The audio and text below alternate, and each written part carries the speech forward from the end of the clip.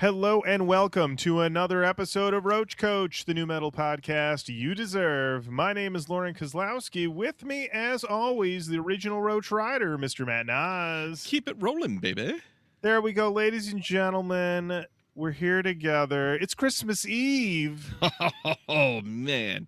Matt, we always try to do something special, a gift, if you will, on these Christmas Eve, Christmas Day, Christmas adjacent episodes.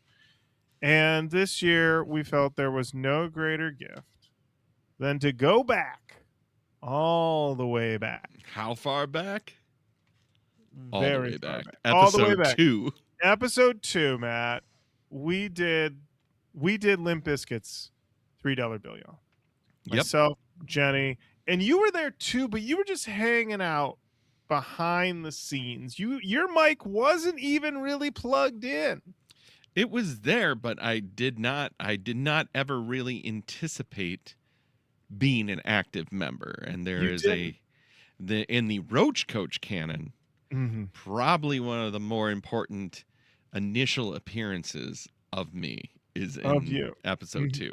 Is in episode 2. And so otherwise, though, you kind of kept silent because, as you will even admit, Matt, in your journey with nu metal and Limp Bizkit, back in them old days, you were not a fan. Yeah. You were not feeling it. 9.5 years ago, I would have said that I pretty much hated the whole genre and didn't have much use for it, didn't like it, and it kind of drove me nuts. I would say that, I couldn't stand Limp Bizkit. You couldn't stand it. You couldn't stand them, and yet here you are today, and you're a fan. You've been backstage. You've shook hands with Fred Durst. You stage potatoed as break stuff was played. You are as in it as ever, and so it's now a perfect time to go back and revisit and do what we call Matt's version. That's right. That's right. We're going to go through every track of Limp Bizkit's seminal debut, $3 bill, y'all. And you've already heard me and Jenny talk about it, or if you haven't, you can go all the way back to episode 2 and take a listen. RoachKoach.com, every episode's over there. But now we're going to get Matt's take, and I'm just going to be here. I'm going to be taking it all in, giving a little feedback as it goes. But Matt, we're all about you tonight. We're all about thanks, you. Man. And hearing how you feel, diving into this record 9.5 years later, after really your initial introduction, now you are indoctrinated. You've been there. You're feeling it. You walk around and talk to people about the riff from Out of Style. Like, you're deep in it now. So go back. Now, tell me, was this your first revisit since ever? This would be the first time I've ever cover to cover listened to this album. Okay. Absolutely. Okay. Perfect. Did you get a physical copy? No.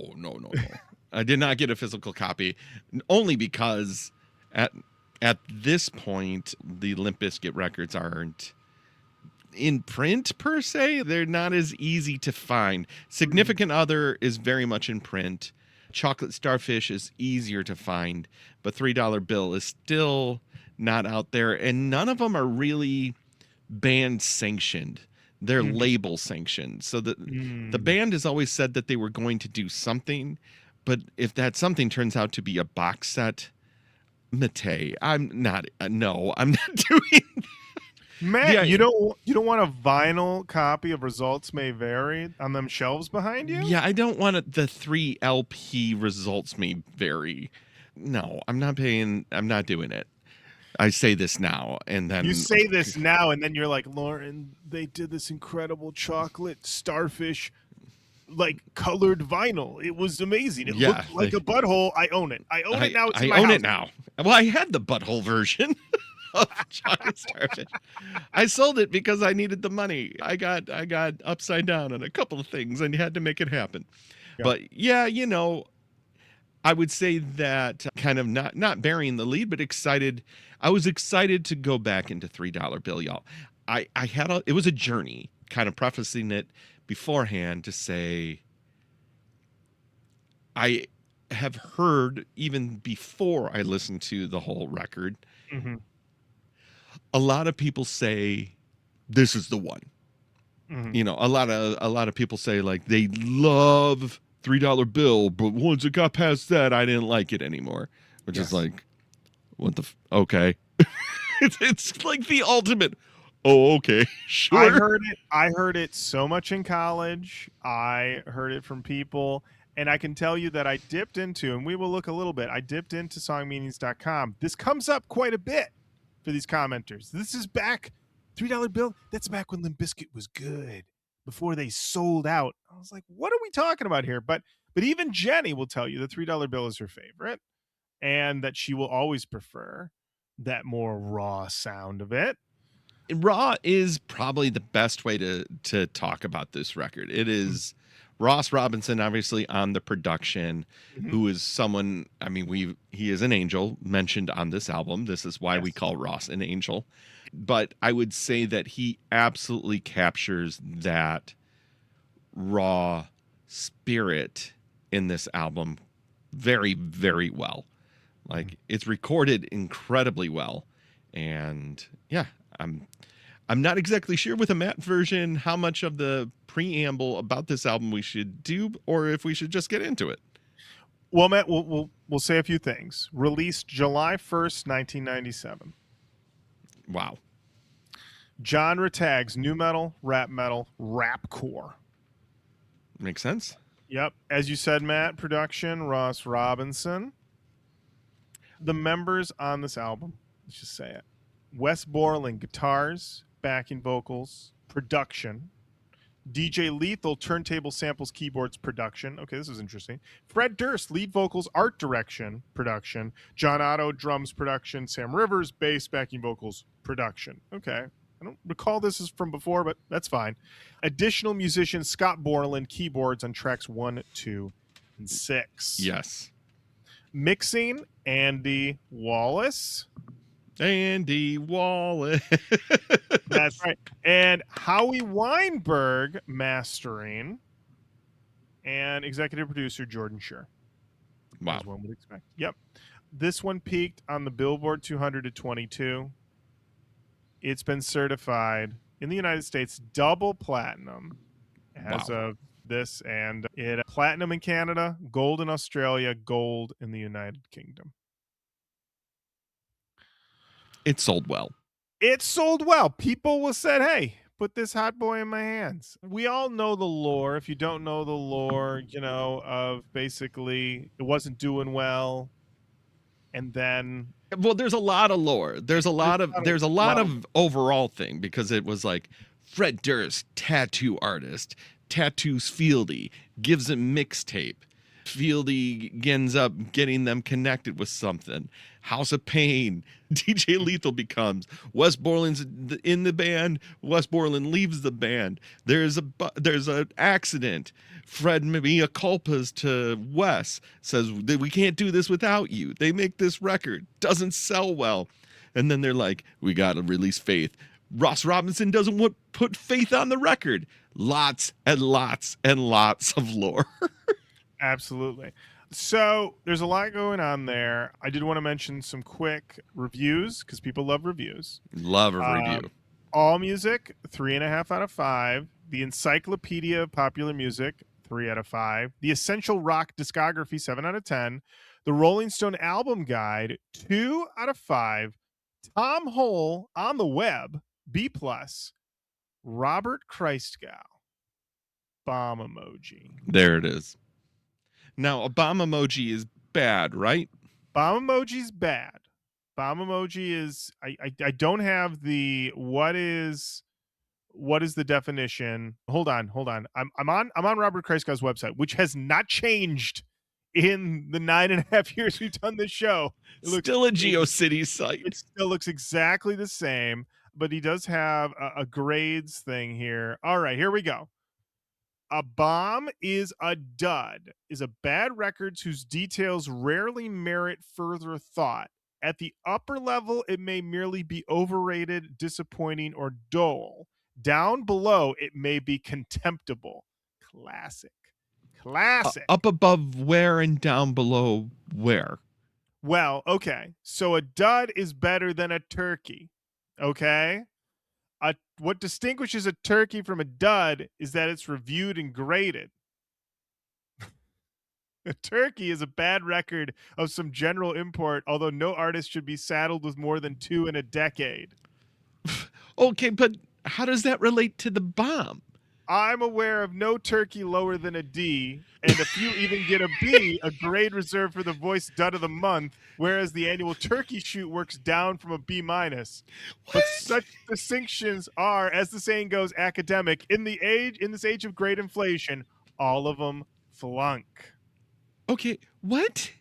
Okay, so it's a bomb, but it could also be a turkey, but a turkey could be a dud, but it doesn't mean that. So what it means, here's this. If you're a dud, if you get a bomb emoji from Robert Kreisgau, it means he listened to it and he went, fuck this shit, and that's it. He just gave it a dud. If it's a turkey, he then goes in and says, hey, let me talk to you about why I think this is a turkey, because I think it's no good. But he'll give you a little more words on it. A bomb, he won't even give you a word. He's just this. Don't listen to this. Don't listen to this. I want nothing to do with it. That's what the bomb emoji. I think. Listen, us saying we figured it out. This is incomprehensible. Incomprehensible. Matt, we know the history, but we need to know what you think. Let's dive into these tracks. All right. We'll do intro into pollution. We'll cut intro pretty short. Okay. All right. Here we go. Here we go. All right. We're pretty good there. And here's pollution. Here we go. I'm going to pull it there, but I'll go to my notes. Ooh. For the intro, I said, is Limp Bizkit a Christian band? Because here's a little thing about these notes. There were times when I was writing these notes that I felt like I was really in the bowels of song meetings, like that I was going to the song meetings boards and posting these comments. Kind of like my takes on this. I'm cracking a joke, but there's also kind of just there's so much of a wink with this that it's, well, are we? And it's, I don't think so, but very funny. Pollution. Man, great track. Off to the races quick. The riff, the band, everything's here. It's all present. They're coming straight out of the gate, pretty much fully formed. It hits hard. I rewatched the Pink Pop performance from 97, and it is absolutely like watching some of those Slipknot 99 clips from their first record, where nobody knows what the fuck's about to happen, but the guys on stage, and the guys on stage are just like, we are in this together, and no matter what we do, I literally have your fucking back. And they just crush it. And re-listening to this now, it was like, this had to be in 97 is an absolutely insane year for music. Lots of great stuff happening, but it's also very scattershot.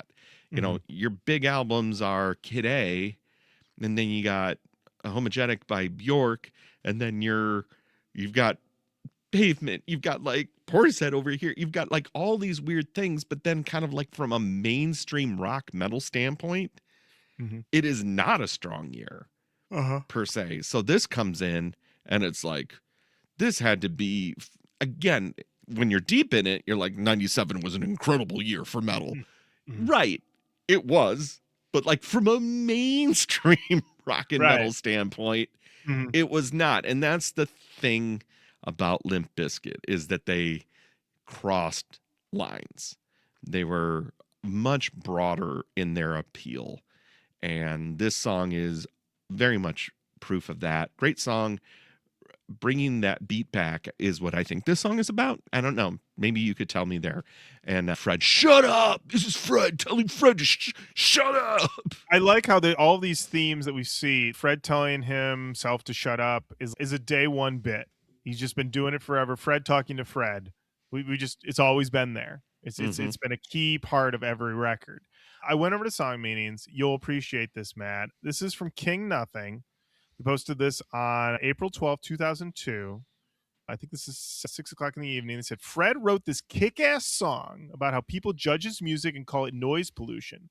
They say it is worshiping Satan, but the fact really is that he really worships Jesus and prays every day, and that their accusation aren't true. They're telling him to turn down that volume, that bass, that vocal, and shut the fuck up. And he's just saying, "I'm gonna bring that beat back."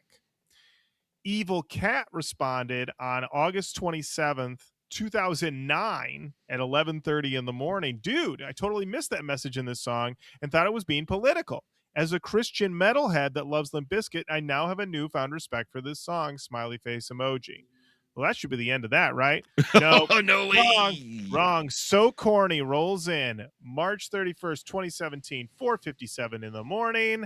They said, King Nothing, I agree with most of your post, except the notes about them worshiping Jesus. There is no religious context to this song, IMO. Too late. Too late, So Corny. Too late. Them's fighting words on the old That's internet. right. Yeah, now, as we've talked about, this is one where they were still good, according to these commenters. Mm-hmm. So we have this comment. This is from Horrid. They posted this on May 29, 2002, 12:52 in the afternoon. One of their very, very rare decent tracks. Wow. And who would have guessed it? It's on their first album. Too bad they suck shit out of my cat's ass now. God, it must suck for the band just to sit there passing around the cat's ass. I know, right? Just pass it over to me. It's my turn to suck this shit out of his ass. Imagine you come home and a multi-platinum band is sucking the shit out of your cat's ass. And you're like, you guys gotta leave. Disgusting. You guys, this is disgusting. This is upsetting, And I mean, here people are saying, like, are you just referring to Limp Bizkit, Lauren? Listen, imagine you come home, all right, and all the members of Mumford and Sons, Mumford and all the Sons are sucking the shit out of your cat's ass. Going to town. And you're just like, guys, no. Stop. Put on your wide brim hats and get out of my house. Get out of here. Get out of here. Get out of here. All right. So I want everybody to think about the next time you say these guys suck my cat shit.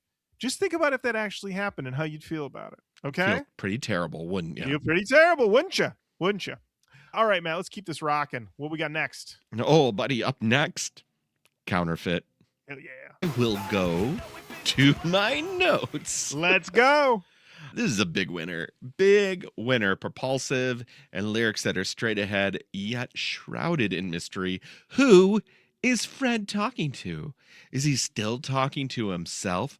Or is he talking to all the fucking haters? We know he's talking to the haters. Come on, guys. Haters, yeah. I have heard this song a ton now, especially 9.5 years of doing this show. And this, I think, is the song that makes the most sense when people say, I like that old shit. I want the old stuff. Because it's very, very accessible, but it's about haters, and that is not mainstream. That's not super mainstream. Right. But it's also like aggressive and quiet aggressive, and it's kind of like it's accessible, but it's still like you don't fucking get it. It feels very, we might say that in the mainstream, but we feel it in the underground. You know what I mean? Like, we're just like, you don't fucking get it, you posers. And I love that. Well, I'm sick of you too, screaming that out loud. It's perfect. I'm not crazy about the interlude that happens at the midpoint, but it really doesn't matter. Once Fred starts screaming, I'm right back in. They needed to do, dynamically, they needed to do something different with the song. So it totally makes sense. My favorite comment that we've ever received was somebody writing to us, telling us that instead of Scott Borland playing organ, it was Wes Borland playing guitar. And I'm like, no, it's not. It's an organ. You know that organ part in Counterfeit, that was played by Wes on guitar. No, it's not. Pretty sure it's an organ. Pretty sure it's actually credited. It's credited to Scott Borland.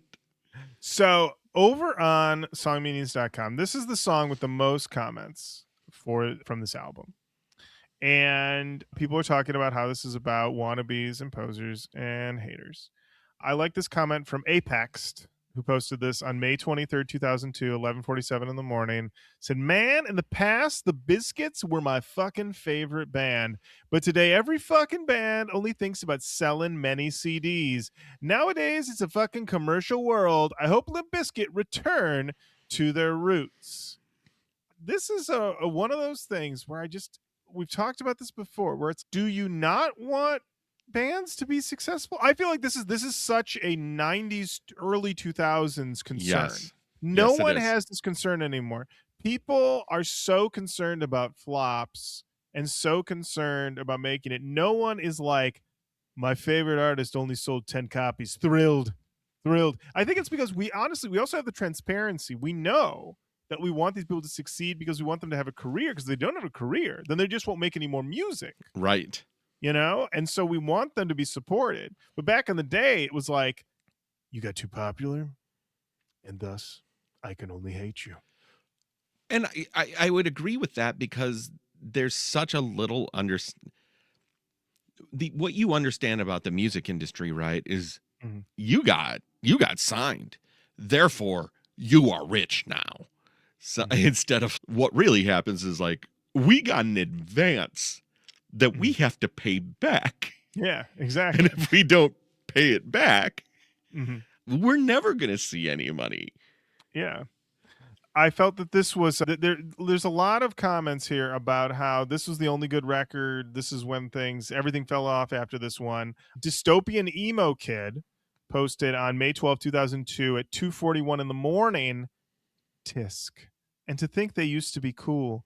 What in the nine hells happened after their first album? What in the nine hells? What in the nine hells? What in the nine hells? Is this guy on his way to like Helm's Keep? Is he about to throw a ring? I mean, who talks like this? I was having second breakfast and I had to hop onto song meetings and let everybody know how I felt. Everyone in Hobbiton is up in arms about this. Let me tell you, Frodo's like, first Limp Bizkit and then I'm out. I'm a day one Limp Bizkit, not a day 5,080. Exactly. Let's see. King Nothing commented on it and said, it's so sad. Well, anyway, this song is about just being yourself and not just be what others consider normal. Be real, in other words. To which Limp Bizkit fan responded on January 5th, 2005 at 6:02 in the morning. Still up. Said, fuck you people. King Nothing is right about what it means, because it really does mean that you should be yourself. Don't be someone else to try and make friends. Just be yourself, not a Limp Bizkit hater. And then Moped Mike 1983 responded 5 years later on June 12th, 2010 at 11:52 in the evening and said, fuck all the fakes, liars, and haters. Okay. Hey, man, them fakes, them liars, them haters, double deuces. Deuces. Fuck you all. Yeah. Now, I know you'd appreciate this one, Matt. It's from Heartbeats_XXX. This comment, they say, you people are dumb. Stop saying if LB is cool or if it sucks. The site is song meanings. Yes. A voice of reason. And I didn't fucking saw one true meaning of this song. It's all about being original and don't copy a style or something that someone invented for himself. Saw one fucking meaning. I didn't fucking saw one. All right, don't if be I don't see a meaning, then I can't see a meaning. I need to see a meaning, please. Right? And they said, don't be a copycat. It's not about selling out yourself or be whatever you want. Some of you said. Well said or not. So Corny rolled in 10 years later on March 2nd, 2016 at 2:44 in the morning. to say, don't you think this song is a bit ironic given the direction that Limp Bizkit went down later in their career? Oh, my Lord. Oh my God. Oh, my God. If anything, I would say the Limp Bizkit was being pretty clear about who they were on those later records. Are you saying Fred Durst rolled in and he's like, wow, we sold a lot of records. We might be the hottest band in the land. This is a fact, right? Literally proven. History. Million in a week. It's History has confirmed they were a pretty hot band. They were a popular band. Nah. I prefer you didn't bring it up. Perhaps leave it out. Look, the Limp Bizkit story has not been written. Yeah, I think it actually has. It has been. It's been written. Pretty well trod. It is. All right, Matt. What do we got up next? Well, up next, we have a song called Stuck. Riffs. Matt, this is famously the song with the suicidal tendencies reference on it. Yep. Hearing it now, well, talk us through your notes. Well, my notes are pretty straightforward. It's a relationship song. It's a bad relationship song. Fred goes in on the lady who is the focus of this. Classic, I'm hurt people stuff. Definitely does not bear a lot of fault in what's going on in this relationship. It just seems that you're kind of a bitch and you fucked this up for both of us. So I'm not super happy about it. Real kind of classic stuff. But that riff saves it. I would say that I still very much enjoyed this. We're 4 songs in, 3 real songs in, and I'm like, yeah, it's so obvious to me in retrospect. I mean, sure, we have hindsight, but like all these ingredients are so locked in. They know what their sound is. Right. And to have that so crystallized in the first record is nuts. So yeah. And honestly, having Ross in their corner, but also just having the alchemy. We've talked about this. It's not just any band behind Fred. It's these guys. Is these guys. It's these guys. So it elevates it over a lot of these other bands who were all trying at the same time, and Limp Bizkit just had that extra element to bring it all together. And it is at this point, especially with Stuck, you need to bring up Sam Rivers at this point because this song really features Sam in a way that the other ones have Sam, but it doesn't he's very prominent in this song, and it really does go to the rhythm section of this band being so locked in. There's a lot of jazzy adjacent parts to it. These guys absolutely have what they would call chops. And in that foundation, they're able to do a lot of the fun wackadoo shit that Lethal and Wes get to do in this band. Because they're holding it down so well. I really had an appreciation for it in a way that I don't, obviously Sam passing casts a different light on everything, and you kind of look at all their work maybe a little bit more rose-tinted glasses, but not as harshly, I guess, but in a way that it's just, let me look back at your work without all of my shit and just kind of see it more in a way of what it was. And I was like, they were a rock fucking solid rhythm section. Yeah. And I think Stuck is a great example of that.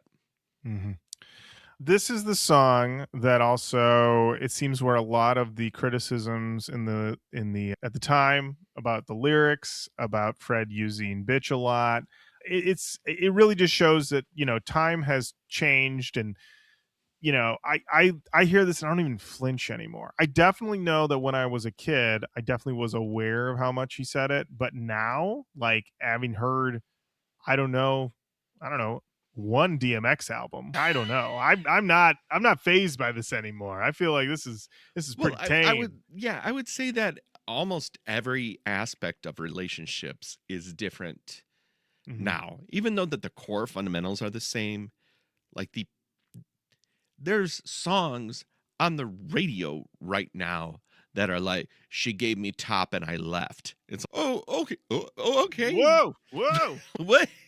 So it's Yeah. hard for me to be like, oh, my pearls, when Fred Yeah. Durst is like, you bitch. Yeah, it is funny. Yeah, like Fred's over here basically. I mean, if you look at it, Fred's over here saying this relationship fell apart. He's calling her a bitch. Then we listen to a song like Nookie where he apparently doesn't even get any, And then you compare it. It's like you put on like a Future album. And he's like, just fucked your bitch in some Gucci flip flops. I'm like, okay, things are different now. Things are a little different now. Things are a little different. Over on Song Meanings, I like this comment. It's from Pepsi Can. They posted on May 13th, 2002, 2:17 in the morning. Been up. This song reminds me of my bro. He always wants money to do things like buy clothes, and he's going out and buying $80 t-shirts, and then the next day he has to sell them because he has no food. And he tries to get ahead, but he is just too lazy to get off his ass and do some work. So I think it's something like that. I love everything that's being painted here. Your brother is very lazy, and when he comes to you, he says, "Listen, can you spot me some cash? Please. Can you spot me some cash, just real quick? Can you spot me, Matt? Can you spot me some cash real quick? For what? I just got to get some stuff. No. Please, just listen. I just gotta get one $80 t-shirt. Okay, that's all I need. Just one $80 t-shirt. Oh, okay. Oh, thank you so much. Thank you so much. Matt, can I talk to you for a second? What? So listen, I got the $80 t-shirt. It fits so well, and I want to thank you, but I'm so fucking hungry. What should I do? Well, you should sell that t-shirt. Sell the shirt. It's so, oh God. All right, Matt, do you want to buy an $80 shirt? Yeah, I'll take that. Oh, thank you so much. All right, gotta go get something to eat. Oh, Matt, I got some bad news. Oh no, what happened? You can't go into a Burger King without a shirt on. No shirt, take no the shoes. shirt back. Oh, thank you so much. And then forever. It's just a constant problem. I hope that he gets some food and a shirt. And stop buying $80 t-shirts in a 2002 $80 t-shirt. That had to be, what was it, made by Bathing Ape? Who made that t-shirt? I mean, every piece of linen was just given a little sheen of gold. Oh, it was Japanese denim. Yes. Salvage cotton. That's right. Final comment, Matt. It's from David 311 Freak, who posted on April 21st, 2008 at 1:26 in the morning. They said, too bad they suck now. This is when they were a rock band. Now, I love this comment for a lot of reasons. One, this accusation that after this Limp Bizkit, stop. Literally, the next album had break stuff on it. What are we talking about? But even better is this detail, Matt. This guy's name is David 311 Freak. Okay? 311. 311. Okay. Loves 311. We also know that 311 is a pretty big weed band. When did he post this comment? On April 21st, 2008 at 1:26 in the morning. That's right. The cloud dispersed. It's the morning. It's the morning after 420, and he's, what a crazy night. And he's also, Limp Bizkit don't rock anymore. Maybe write 311 a note. Yeah, right? Huh? Maybe be like, what's the deal with Amber? Huh? Yeah, Amber gets a cut, but they don't. They make a rearranged, and you write them off. Absurd, David. Get out of here. Freak. Absolutely. All right, Matt. What we got next? Nobody loves me. Shut up. All right. Matt, talk to us about Nobody Loves Me. So my first thought was riffs. I mean, Wes is really doing it. There's a lot more tapping on this, and a lot more. I feel like the later records had more of like chorded riffs, where this is a chorded riff, obviously, but he does a lot of interesting texture pieces inside of these records, and I was happy about it. Riffs. Everybody's in the pit. The appeal, again, is so obvious to me now, and this song, I feel, is right in the wheelhouse of Fred Durst's pen. This is a quintessential lyric from Fred. Nobody loves me. Everybody hates me. I'm going to eat some worms. The children's nursery rhyme coming back, the familiar, the childish. It's like he knows what he's doing. Mhm. And it's like he might feel that nobody loves him, but also he's almost like, I'm okay with that. Maybe I'll Right. go eat worms. Maybe I'll do Mm. that. Or maybe you should take your fucking tongue and shove it hard into your cheek because that's who I am. It's kind of watching throughout this album the things that you know are coming later. Mhm. Like he perfects this later. This Mhm. really isn't it. This is it a lot rawer. So if people were just like, oh man, I hate that he says about the worms, but that riff's great and nobody loves me. I know it. It's like a universal feeling of feeling alone Mhm. and feeling like Right. nobody loves you. But then Right. he says the no, I'm going to go eat worms part. And it's kind of just, I might also just be fucking around and Right. you don't know.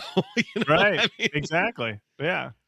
Yeah, I mean, I think it also comes down to what what they said. All these people said, I met Fred, I saw Fred, I knew he was a star. I knew that he was going to be the frontman of frontman, and yeah, and there is something a little bit more. I mean, that's the thing with Fred. Fred is when you put Fred up against all these other guys, at the same time, he's not as serious, he's more goofy, he's a little more charismatic, he's got a little bit more of that going on than a lot of these other guys do who are a little bit more. Well, I mean, that's the thing. This is also, I think, is he's bringing, the rap into the rock. He's bringing a bit more of that swagger. He's bringing Right. that in that all these other guys don't necessarily have, which inherently makes him cooler, for lack of a better word. The only comment I thought interesting on songmeanings.com was from Mr. Me3F, who posted on November 10th, 2006 at 12:03 in the afternoon. It says, I listen to this song when the weather is bad or I am really bored by studying at university. That's right. This comment is from across the pond, married old England. That's where they call it university, as you say it, at university. At university. At university. What university? I don't know. We'll never know. We'll never know. I don't know what are the big universities in England. University of England? England Oxford? University? Oxford? That might be over there.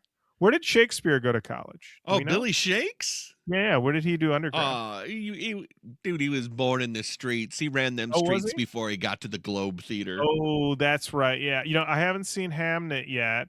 Probably won't.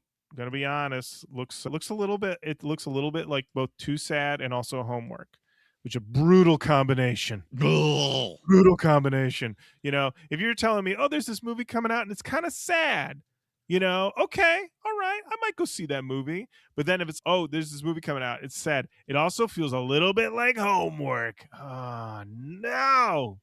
Oh, nuts. You gotta bring a little bit more in for me, like Mhm. remember when they had the tragedy of Macbeth with Denzel Oh, just fucking yeah. dudes up. Yeah, that was great. That was great. Denzel was just killing dudes. It was fantastic. While just spitting some of the great work of the bard.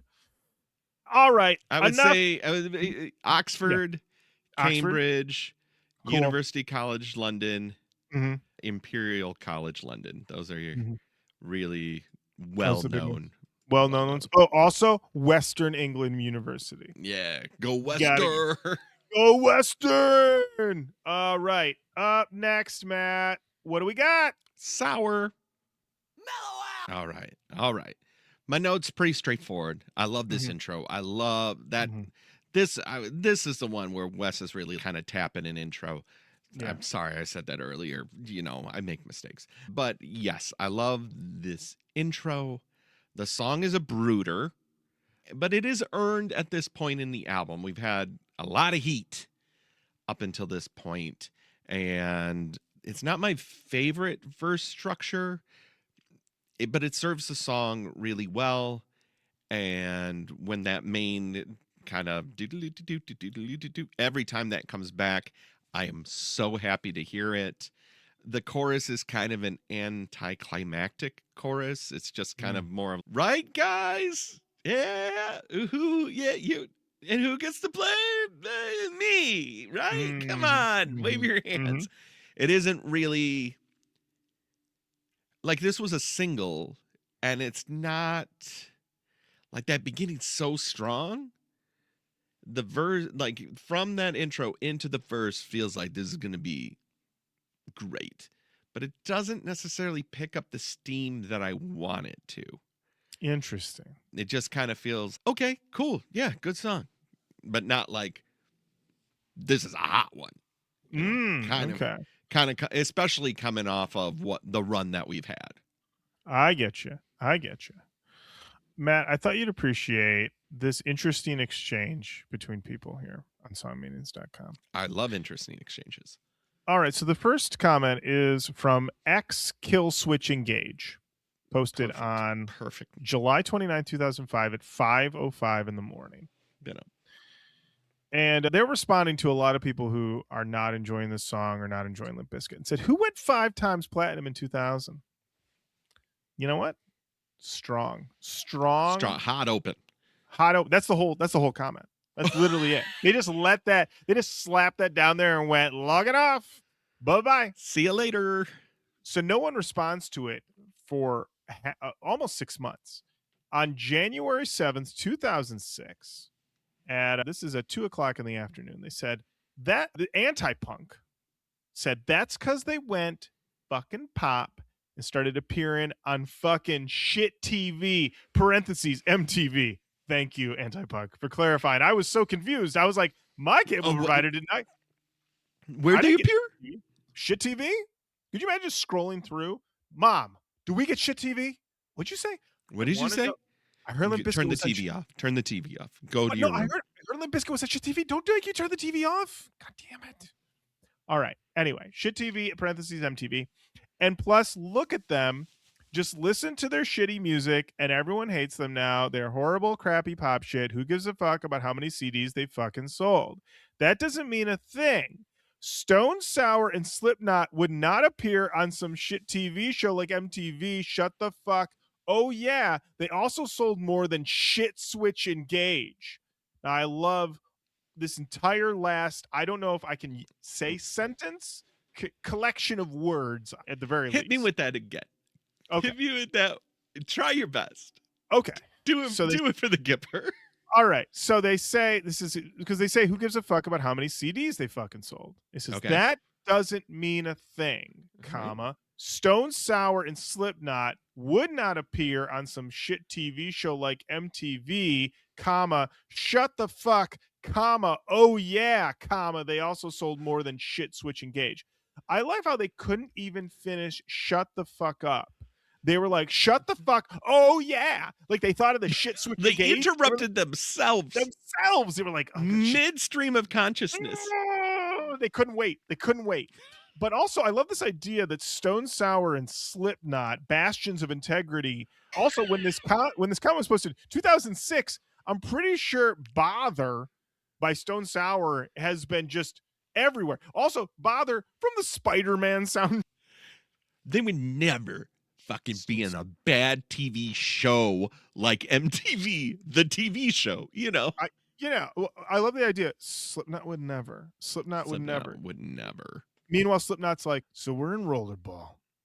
We're in Rollerball. We're literally in Rollerball. Characters in Rollerball. We play music in the film Rollerball. I think we thought this was going to be like when Ministry was in AI, Artificial Intelligence by Steven Spielberg. We thought it was going to be like that, but it was not. It is not like that. It's not like that and at all. And now we're canonically in the world of... Yeah. We're in Rollerball. We're stuck. Slipknot lives in that world forever.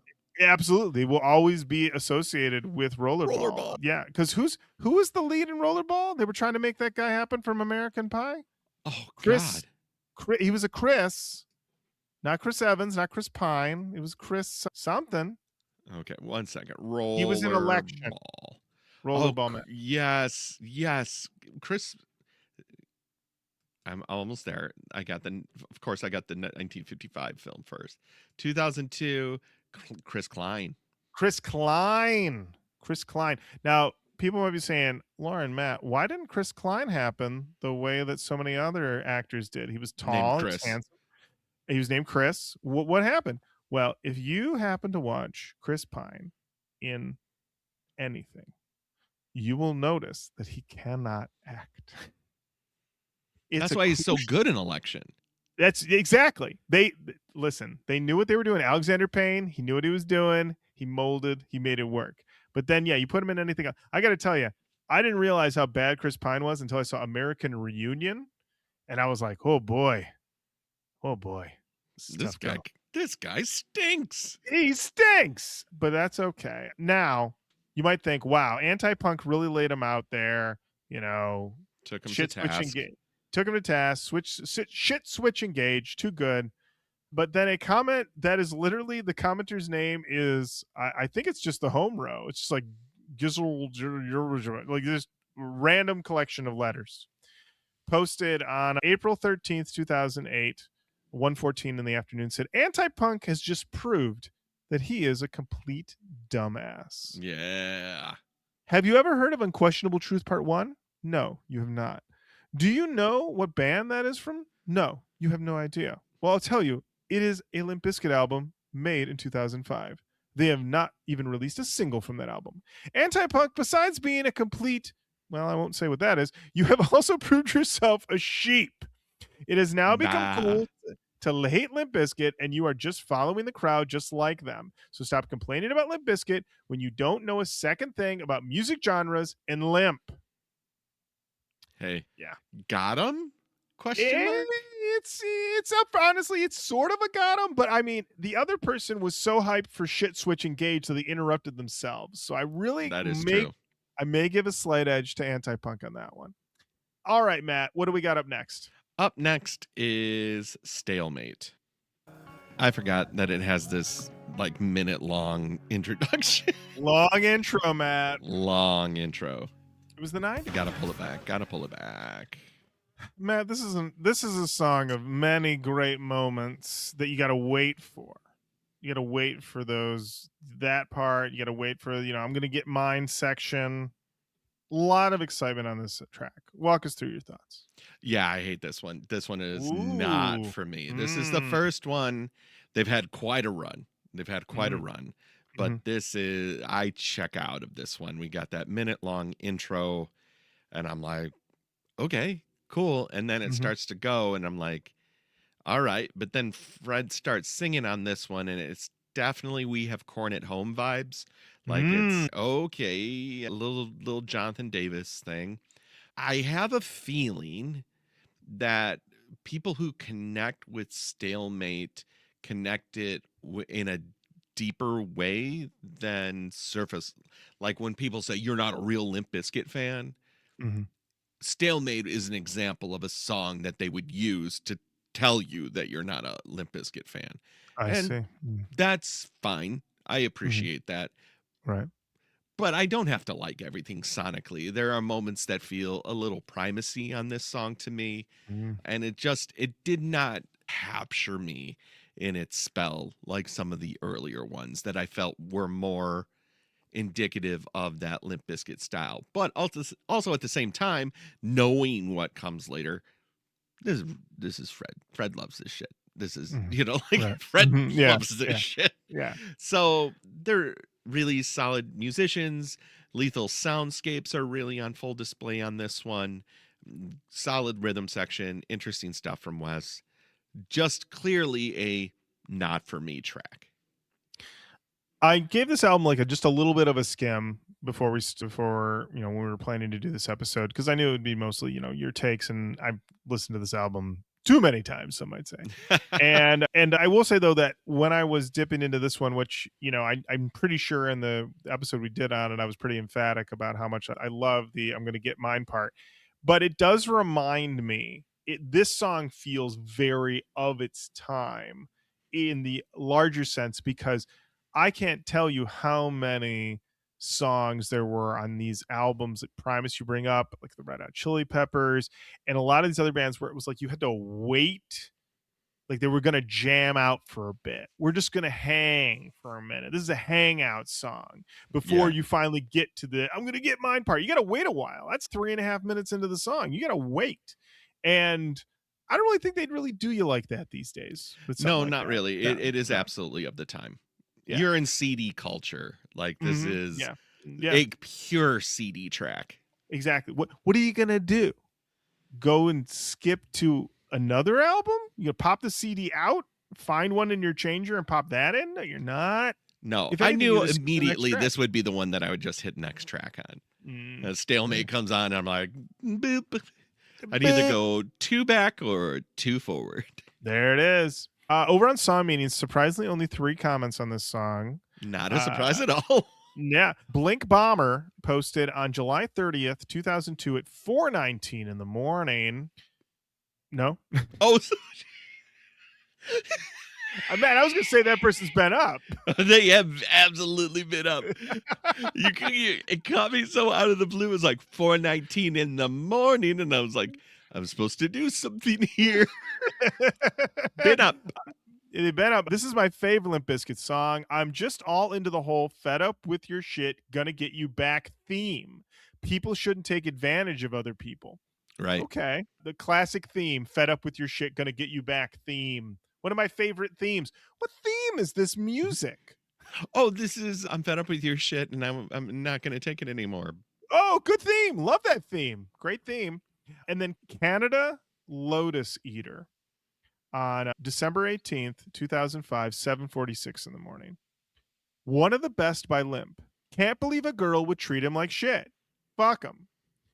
Love this. Love the sincerity of this.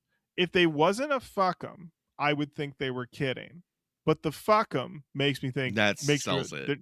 They're like, no. That's what takes it over. They're listening to Stalemate going, this happened to you? When? No way. Not my Fred. What? When? Who did would this? do this? Who did this? Who did this? What a mistake. Unbelievable. Fuck 'em. I got your back. Hey, you know what? Fuck 'em. You're better off. That's right. That's right. Absolutely. All right, Matt. What we got next? Clunk. Matt, talk to us about Clunk. Kind of going into this one, I was like, I would say that listen with you is probably the best listen to Clunk I've had. I was fine with this, but I felt like it didn't really hold up to the earlier tracks. But in that listen, and maybe it was because of these headphones, which weren't the headphones I listened to this record on, maybe I didn't hear as much, but I thought it was fine. Is kind of where I was at. I felt like Fred lyrically in this one is coming off a little bit tougher. Mm-hmm. He's the one who's going to be a Billy badass. And I feel like Fred's persona, like the red hat persona, is a better victim of circumstance than an instigator of shit. And I know that Break Stuff is on the next album, but Break Stuff is a reaction to the copious amounts of shit that you have taken in your life. And therefore your only reaction in that moment is to break those things. Same thing here, where it's just like whenever he's going to be tough and make something happen, I'm just like, nah, I don't fucking believe you at all, bro. No. But Fred Durst, the victim of circumstance, you're like, absolutely. Absolutely. Things happening to Fred, whether he causes them or not, is fully believable. You look at that guy and be like, yeah, he probably causes a lot of his problems, but he certainly has problems. Right. Absolutely. I will say, heading over to songmeanings.com, I figured we'd see some interesting comments. Just because this song, I would say, is also one of the more classically nu metal named songs. Yes. From this period. Oh, and it lives up to it too. That bass is clunking. It is clunking. But I found there were only 2 comments on Song Meanings. And the first one is from Booney Chick 21, All right. posted on December 7th, 2001. At 4:12 in the afternoon. He said, "This is about a guy that Fred Durst knew. The guy was a real two-faced asshole." Okay, fair enough. This next comment, though, I'm going to read the comment first, and then I'm going to read who wrote it. Can't wait. The comment was posted on May 3rd, 2004 at 4:21 in the morning. Been up. This person said, "Motherfucker can't write for shit." There it is. Wow. What a statement. Who would say this? William Shakespeare. Matt, even better. Zach Wilde, BLS. Zach Wilde, famed Limp Bizkit and new metal hater. On the record, I believe this is him. Zach Wilde, BLS, no numbers? No numbers. He got the name. This is 100% Zach Wilde at 4 o'clock in the morning on the tour bus. Being like, scouring song meetings going. And just waiting for Limp Bizkit to do terrible shit. Just like, what's my least favorite of Limp Bizkit songs that I listen to constantly so I know that I hate them? Clunk. Yeah, motherfucker, rip your shit. I hate his guts. I hate his guts. Hate him. The rest of Black Label Society's like, Zach, go to bed. Just go to bed, Zach. It's fine. It's fine. You shred. Everybody loves the way you shred. Everyone loves how you shred, Zach. Ozzy wants to hear you shred some more, Zach. It's fine. Zach, it's 2004 in this scenario. 2004. Yeah. Ozzy's on the phone right now. He wants to talk to you. It's me, Ozzy. Oh shit, Ozzy! I was mad online. It's okay, Zach. I'm kind of sound like from Liverpool. Oh wait, is this Ozzy or is this one of the beautiful Beatles boys? It's me, one of the beautiful Beatles boys. Oh, good. 2004. Nope, it can only be two of you. We'll see you later. Oh, bye. I love when the Beatles stop by. The Beatles stop by, and Zach Wilde needs to get to bed. Go to bed, Zach. Go to bed, Zach. All right, Matt, we got a few left here. What's up next? A little song you may have heard. It's called Faith. Ooh. Well, I guess. All right. Here's the deal. I'm not going to play too much more of Faith because I feel like this is, of all the Limp Bizkit songs, probably the most overplayed. Mm-hmm. Like, I hear break stuff, and I'm still like, let it run. Let it go. Mm-hmm. But I feel like Faith is incredibly polarizing. People still hate that they did this. Mm-hmm. But when I listen to it, nothing more new metal than a cover, number one. Mm-hmm. Number two, this is the smartest move. This is a businessman's move. This is fucking brilliant. And so much so that I made a short about it this year. All right. It's still out there on the old internets. When Get the Fuck Up happens and the band is doing what they do, you know that the next record's going to be colossal. Mm-hmm. This was the song that launched them. Yeah. This, and it's Faith itself, the George Michael song, was a monster hit. Mm-hmm. It was... that album, the Faith album, was unavoidable. There were so many songs off of that. It was part of culture, and it was part of 80s culture. Mm-hmm. And to see it being covered by them in this way truly did usher in that new thing. Like, if new metal has gallons of ink spilled about it, it will be for this type of moment, where it's so obvious and clear that they're able to repurpose what was into what is now. Mm-hmm. And that Get the Fuck Up moment is probably a top 5 Limp Bizkit moment across their catalog. Oh, for sure. So I love this song. When you hear it, they're going to be huge. It's a big, dumb swing from a band that presents itself as big and dumb, but underneath are very calculated and absolutely know what the fuck they're doing. Yeah. I had the thought doing my skim the other day though, was like, is this, and maybe we've talked about this, but is this the definitive new metal cover? Ooh. I don't know if we've talked about it before. It's possible, almost 500 episodes, Matt. But talking about new metal covers, is this the one? If you put all the new metal covers up against each other, I feel like this is the one. I I don't feel think like this there's is the one because I feel like this one is the most new metal. When you Mhm, get to that jump, get the fuck up moment in this song, that is purely new mhm, metal. Whereas, like, the first half of the song is just a weird take on faith mhm, from the gotta have faith chorus to the end is 100% a new metal joint. Whereas mhm, like Blue Monday, the orgy cover doesn't feel very new metal to me. It's just a very solid electronic cover of an mhm, electronic song with more mhm. guitars. More guitars. And Alien Ant Farm's cover of Smooth Criminal is a very solid reproduction of it, but not really that new metal, Right. you It's know. just with more guitars. And Korn's cover of Lowrider doesn't really need to be mentioned. And Deftones didn't do a lot of covers. So, Well, not early on. I mean, all their covers are relegated to like B-sides, and they're not new right, metaling them up. Yeah. So right. So it's like yeah. this is the one. This is the one, but I think the other thing is that this is the one that also, that when other bands tried to cover stuff, this ends up being the template, and you Yes. realize that this is also the only time that you can really get away with the get the fuck up here. Because I think other bands are trying to do that. They're trying to take other songs and they're like, "Hey, can we new metal up Tracy Chapman's Fast Car?" I would say no. I say don't do that. But they did, but they shouldn't have, Right. as we've covered. They should not have done that.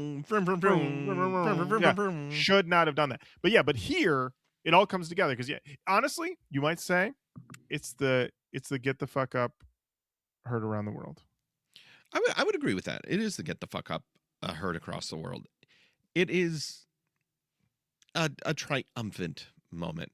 We Mhm. should play it just because you've heard it a million times, but it still resonates. All right, fast forward. Is this the fact that they made a video for it and then Fred's that video sucks? We're gonna redo it and we're gonna make it a home sweet home version. But Mhm. this is the song that we're gonna do instead of the slow ballad. Yeah, All of it is the yeah, right move. Right yeah, move. and let's give them props to DJ Lethal scratching it up there. Oh my Them, gosh. Lethal, Yeah. them DJ Lethal scratches.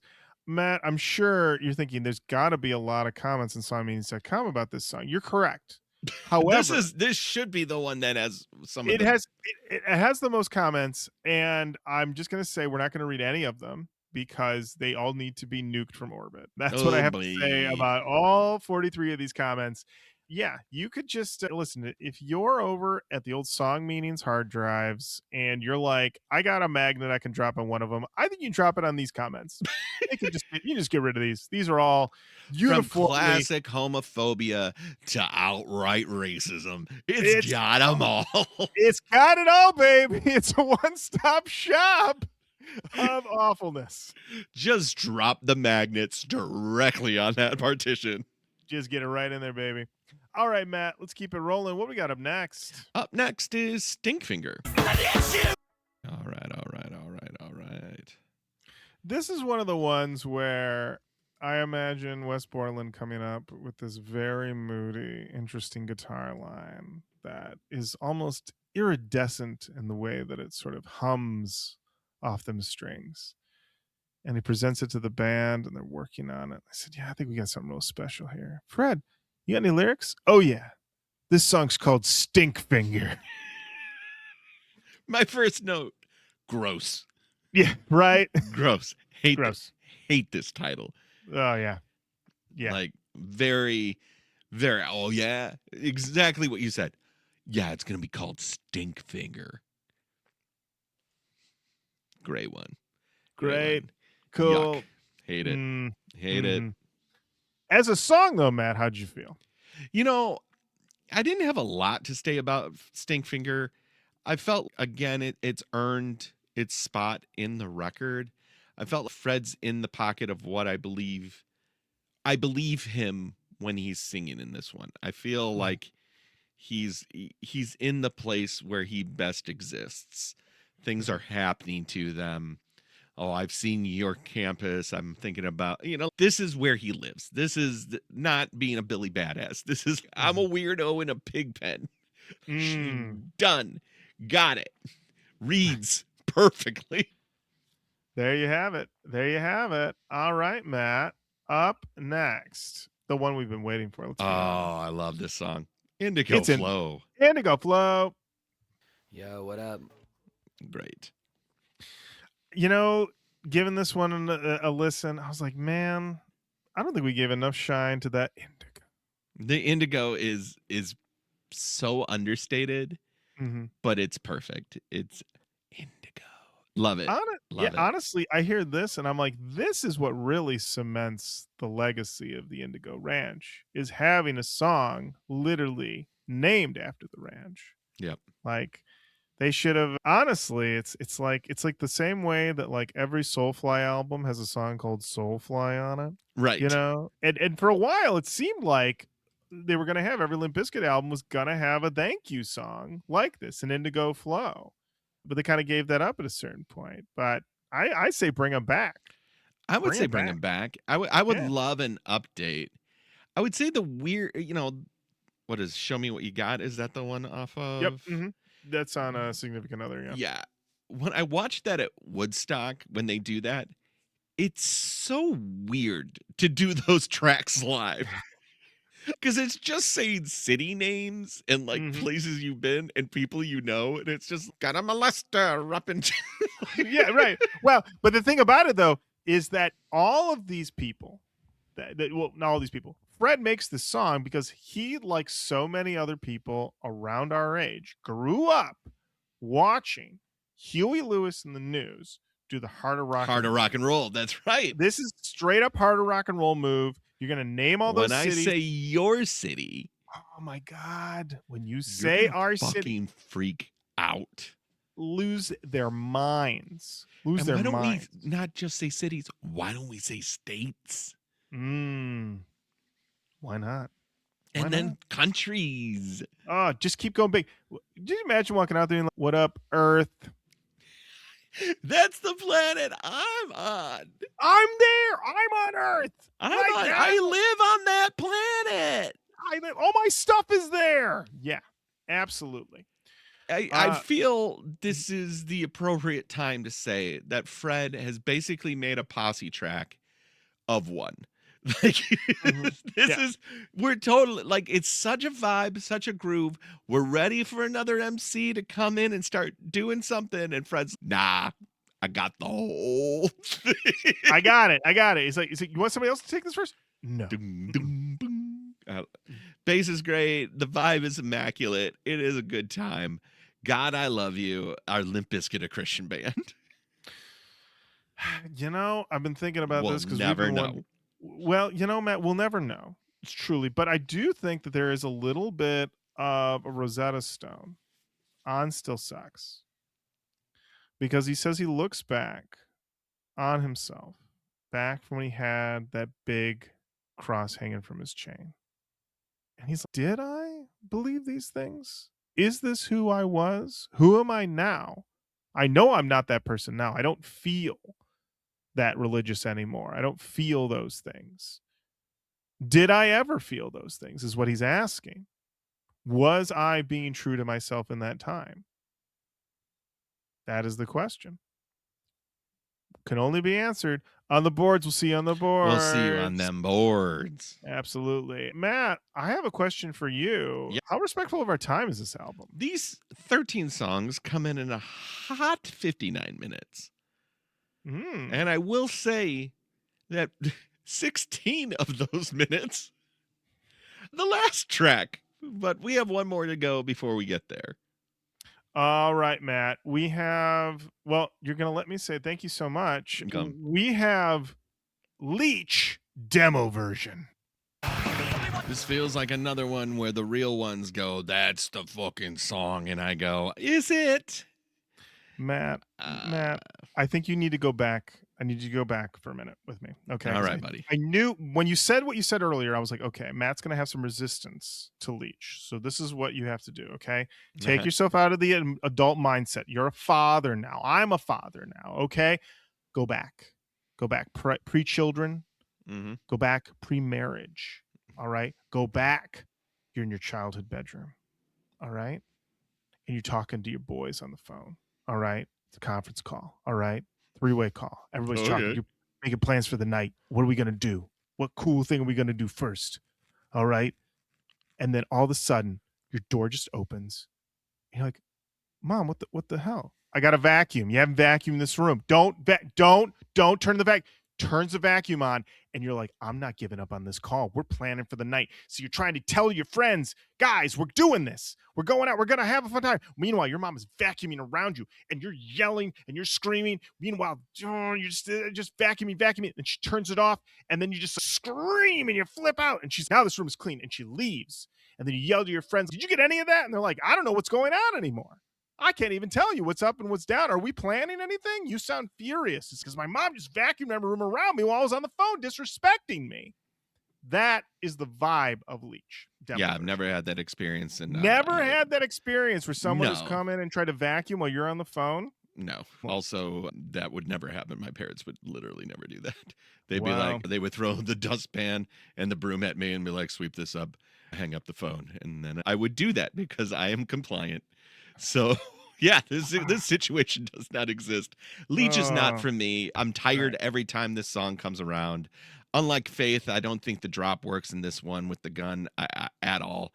Their energy is undeniable, but it just is fully a demo and needs to be tightened up and a couple more drafts for them on this guy. Okay. Not for me. But not also,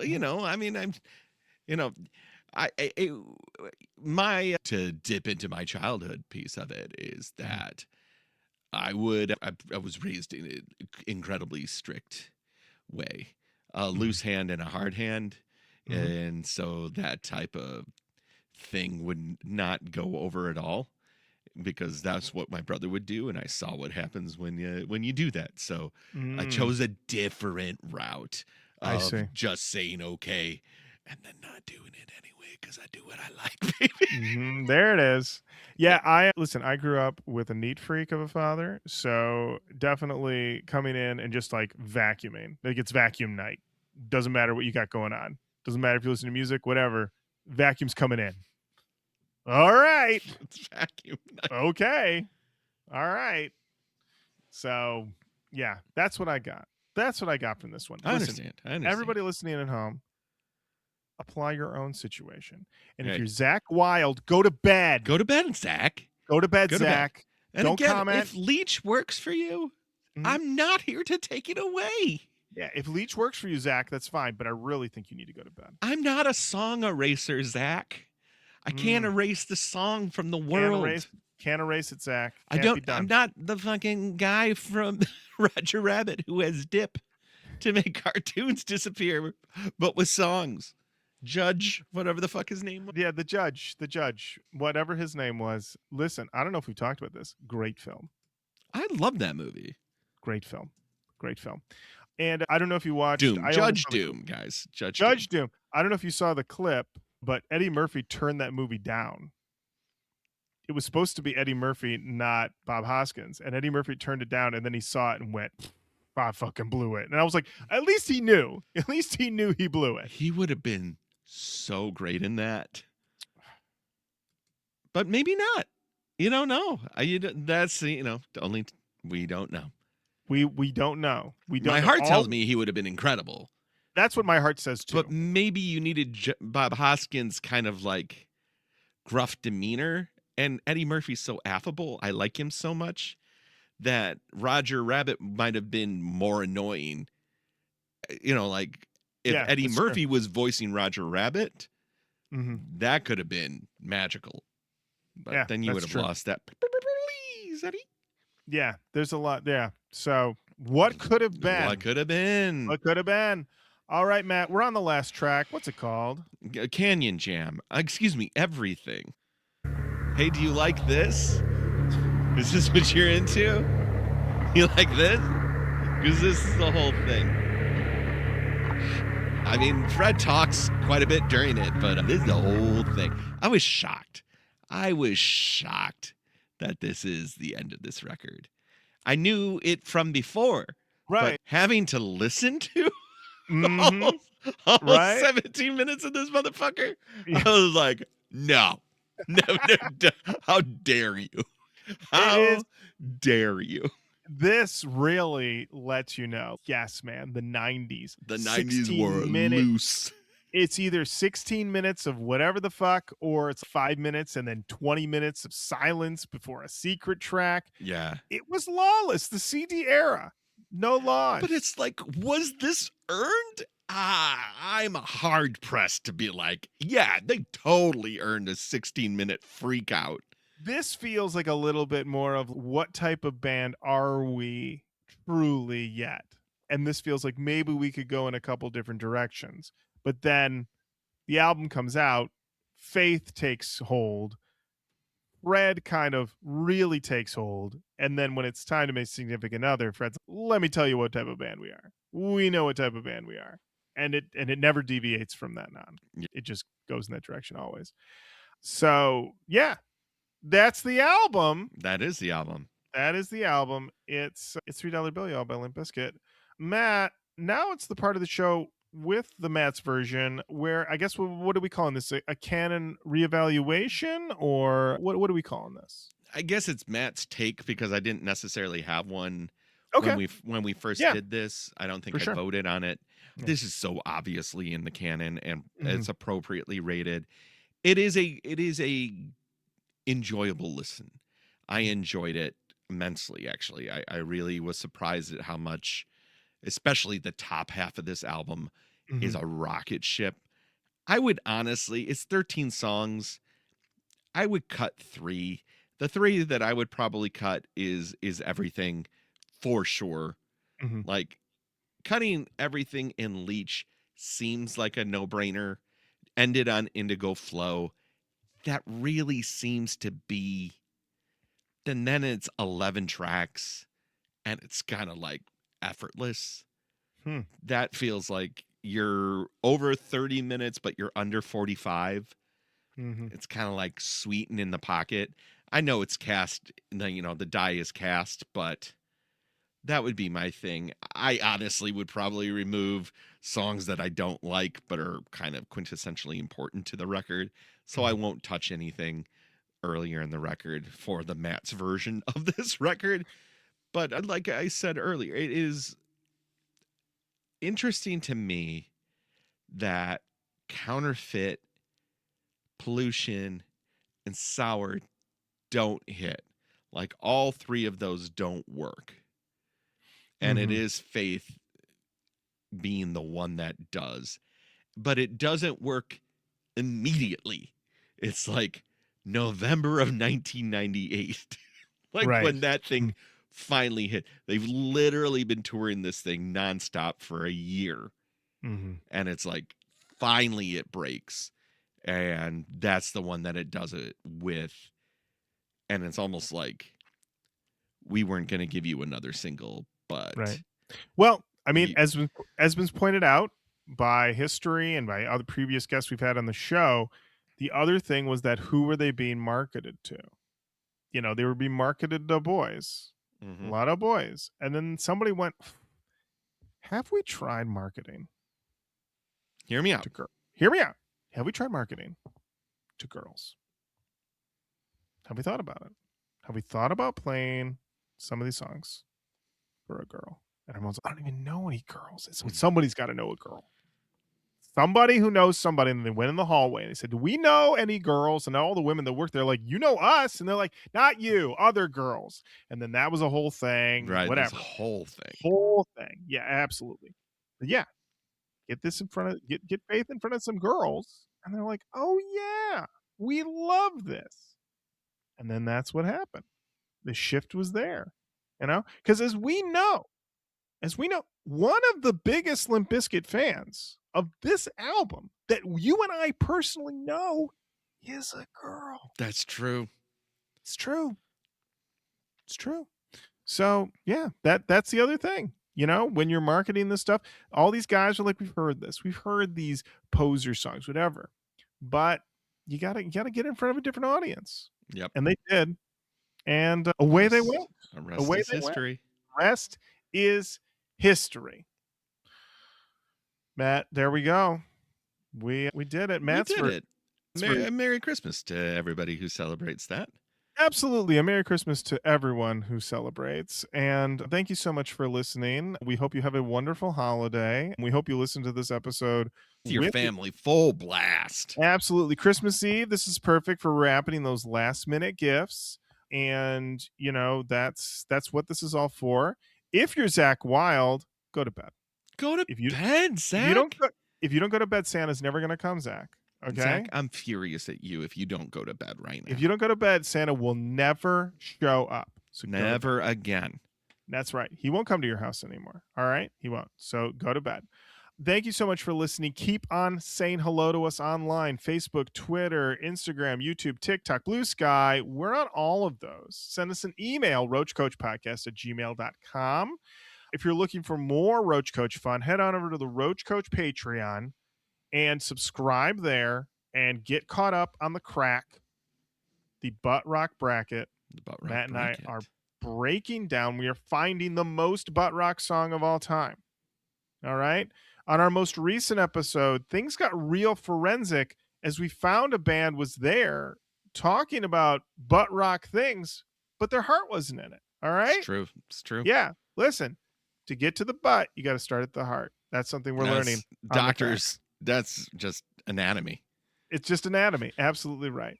So the crack's going great. Become a patron, subscribe, hear all the episodes of the crack. You can also hear all the episodes of the Pact, also Gavin Rosdale. So much great stuff going on the Roach Koach Patreon.